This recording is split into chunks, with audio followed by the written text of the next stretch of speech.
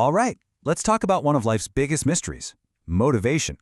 Today, we're going to break down the science behind why you start, why you stop, and most importantly, how you can keep going, all by taking a peek at how our brains are actually wired.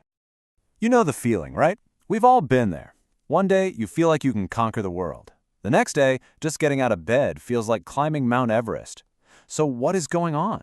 Why does our motivation come and go like the tide, often without any warning at all? Well, the answer isn't just about having more willpower. It actually starts way deeper, inside our brains. Think of it like a chemical engine that drives us. So let's pop the hood and see what's going on in there. At the very heart of this engine is a chemical you've probably heard of, dopamine. But here's where most people get it a little wrong. We think of it as a reward chemical for a job well done. But really, it's the chemical of anticipation. It's the thing that makes you want to take that next step in the first place. So this chemical creates this really powerful feedback loop in your brain. You do one small thing, your brain gives you a little hit of dopamine, and that dopamine makes you anticipate the next win. Suddenly, your desire to keep going gets stronger. It's this awesome self-reinforcing cycle. But, this is the exact same loop that makes checking your phone so addictive. Every little notification is a tiny hit that keeps you scrolling. And this is exactly why that dopamine loop totally breaks down when you have vague goals. A goal like, I'm going to study more, is just too fuzzy. Your brain has no idea when to give you that reward. But a super concrete goal like, I will master 3 types of chemical reactions today, now that gives your brain a clear finish line to cross.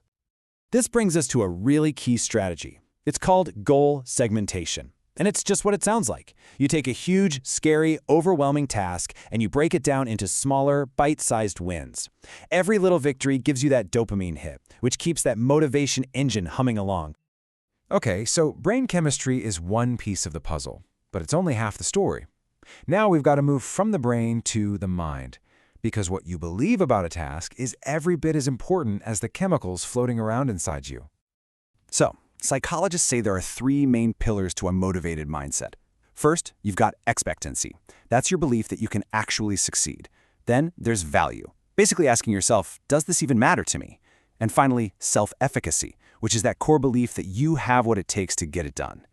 Let's start with expectancy, because this quote just nails it. The little conversation you have in your own head can either build a massive wall or it can open a door. Just shifting your internal script from I can't to something softer like I can at least try the first step is often all it takes to get the ball rolling. Next up is value. Let's be honest, it's pretty much impossible to stay motivated for something that feels totally meaningless. But the magic happens when you can connect a boring task to a future that you genuinely care about. That's when you tap into a really deep well of motivation. Psychologists call this internalization. It's how you turn a chore you have to do into a choice you want to make. So we've covered the brain and we've covered the mind. But this last piece of the puzzle is maybe the most powerful and honestly, the most surprising. It's a secret that kind of flips our whole idea of motivation completely upside down. And here it is. We spend so much of our lives thinking we need to feel motivated before we can act. But the science shows us that's completely backward. Action isn't the result of motivation, action is the cause of it. This is called the activation effect, and it means that the simple act of just starting, opening the book, putting on your running shoes, whatever it is what actually kickstarts those dopamine circuits in your brain. The hardest part, almost always, is just that first minute. If you can conquer that first minute, momentum starts to do the heavy lifting for you. So, what's the big takeaway here? It's this. Stop waiting for inspiration to strike you like lightning. Motivation isn't something you find. It's something you build. And you build it with one small, concrete action at a time. It's a system, not a feeling. We'll leave you with this final thought. It's such a powerful reminder that this isn't about feeling amazing and inspired every single day.